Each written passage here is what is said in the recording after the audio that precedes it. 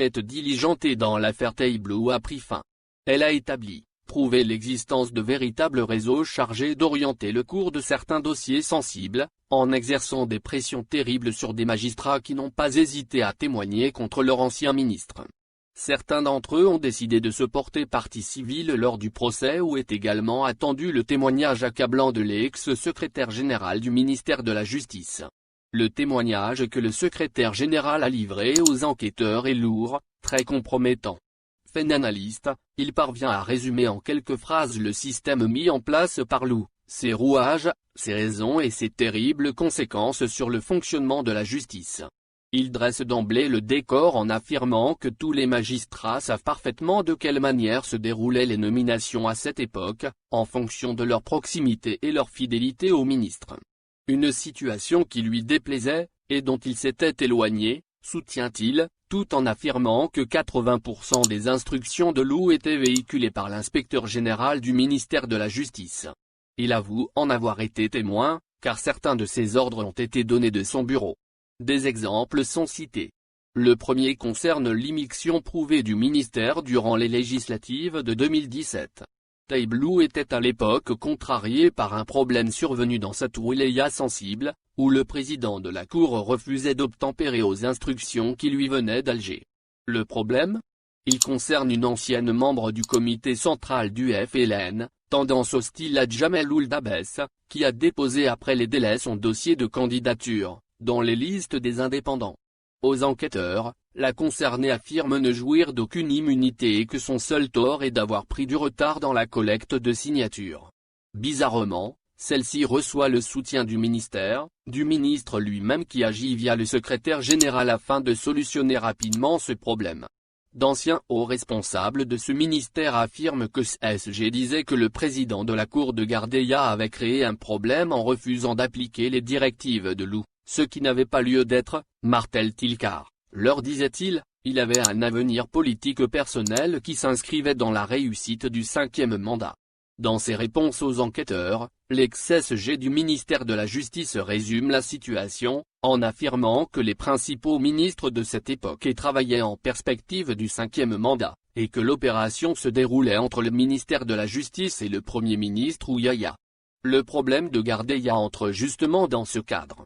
Les signatures amassées pour lui permettre un poste à la députation allaient en fait être aussi utilisées durant la collecte de signatures qui allait se dérouler pour le 5e mandat. En colère, Taiblou demande à ses collaborateurs de joindre le président de la cour de Gardaya. Contraint d'obéir aux ordres, il s'exécute. Face au refus de ce dernier, l'inspecteur général du ministère de la Justice profère des menaces et demande à la concernée de saisir la chambre d'accusation. Des instructions ont été données là aussi pour que l'affaire se dénoue en sa faveur. Le président de la cour de Gardaya est muté, et les magistrats qui l'avaient soutenu sanctionnés. Interrogé sur ce sujet, le fameux ex-secrétaire général du ministère avoue, le ministre m'a appelé pour me demander de lui amener les documents récoltés par la candidate à Gardaya. Tous les magistrats questionnés durant l'enquête, ils sont au nombre de 9, attestent du rôle terrible joué par cet inspecteur qui affirme, lui, n'avoir fait qu'exécuter la feuille de route de Taiblou. Son nom est évoqué par tous les juges et procureurs mis sous enquête. L'une des magistrates victimes de ces pratiques a décidé de se porter partie civile dans cette affaire.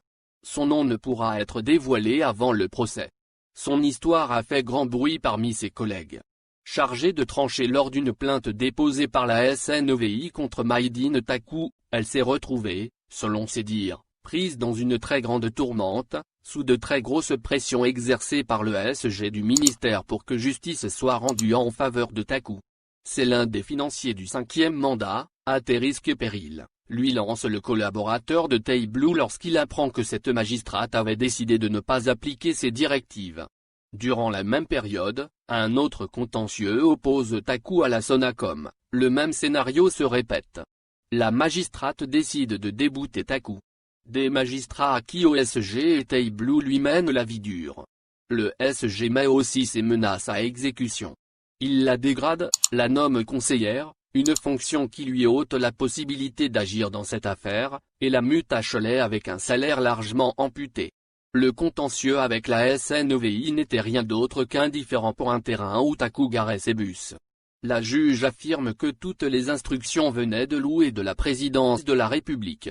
Le juge qui la remplace subit des pressions similaires et raconte dans les mêmes termes les propos menaçants du SG du ministère: il finance le 5e mandat, il faut l'aider. Durant son audition, Maïdine Taku nie tous les faits qui lui sont reprochés.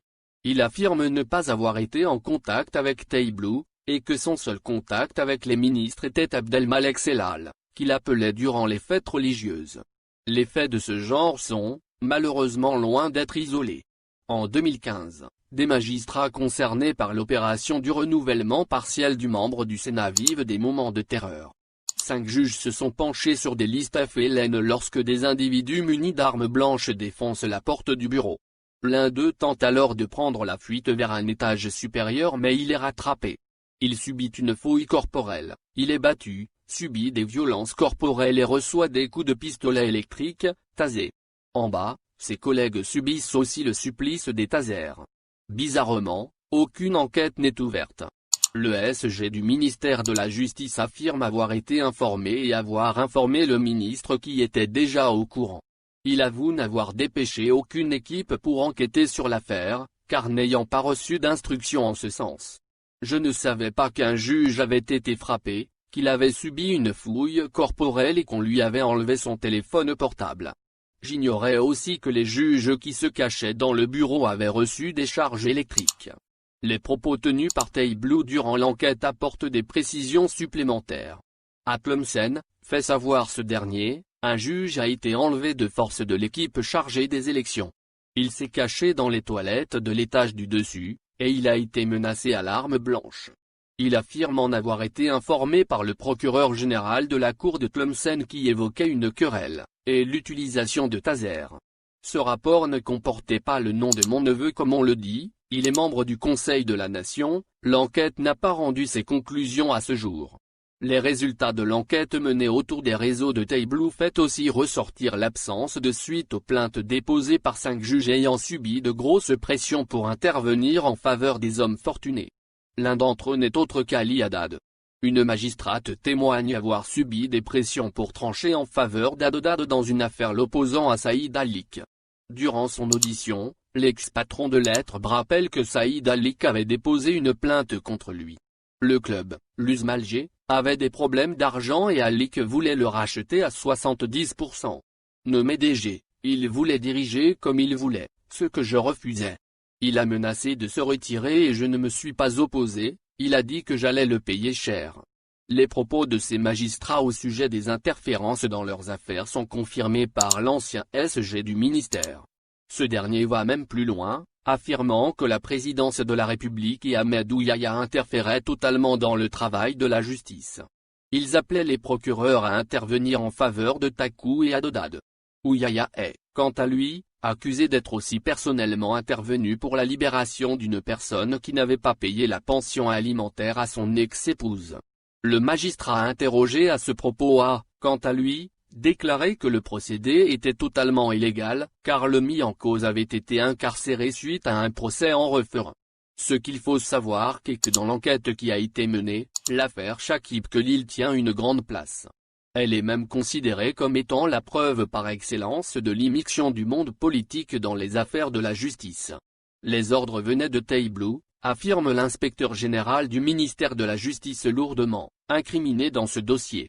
Selon ses propos, l'ex-ministre lui avait déclaré que le mandat d'arrêt lancé à l'encontre de Shakib Khalil, son épouse et ses 2 enfants était totalement illégal, car les prévenus n'avaient pas été convoqués comme le veut la loi.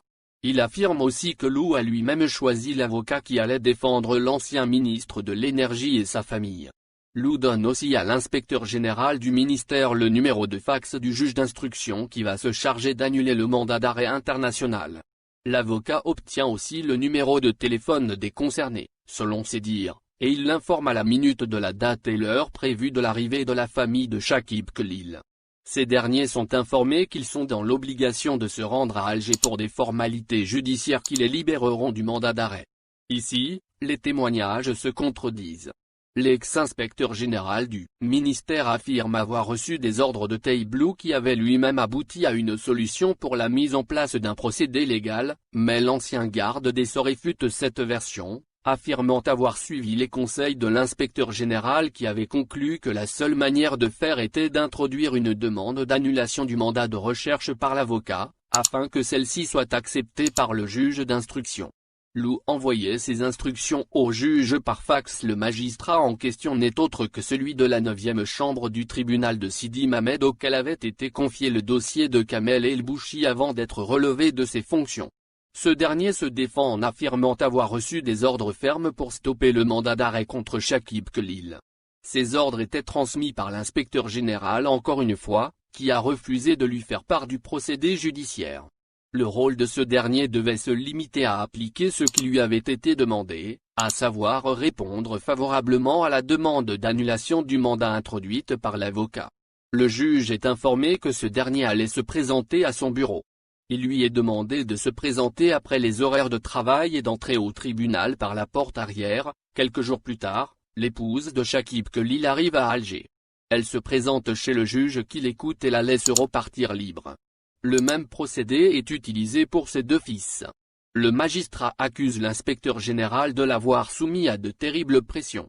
L'affaire n'est pas totalement close, elle ne l'est que lorsque le procureur en charge de ce dossier se met lui aussi en adéquation avec ses décisions. Je ne pouvais pas refuser, dit-il, on m'a dit que les ordres venaient du chef, le ministre.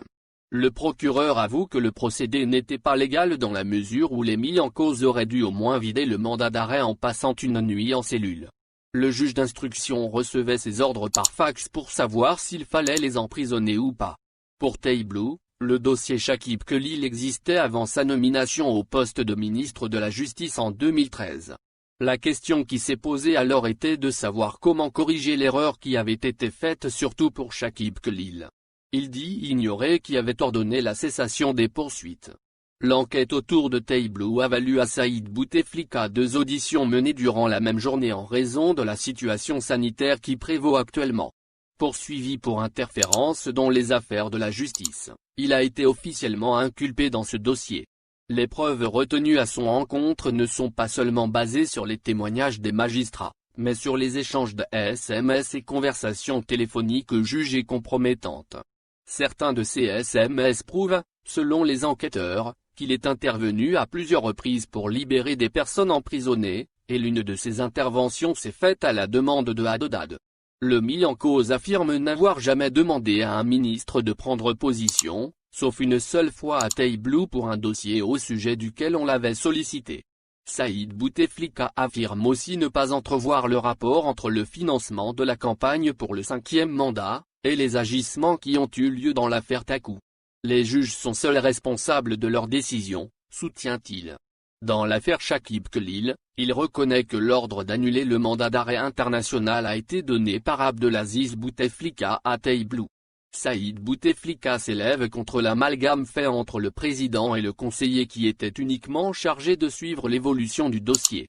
Confronté aux SMS qui lui avaient été envoyés, il affirme qu'un des messages qui lui avait été envoyé par Haddad a été transmis tel quel à Taiblou, et qu'il ne savait pas de quoi il s'agissait en réalité.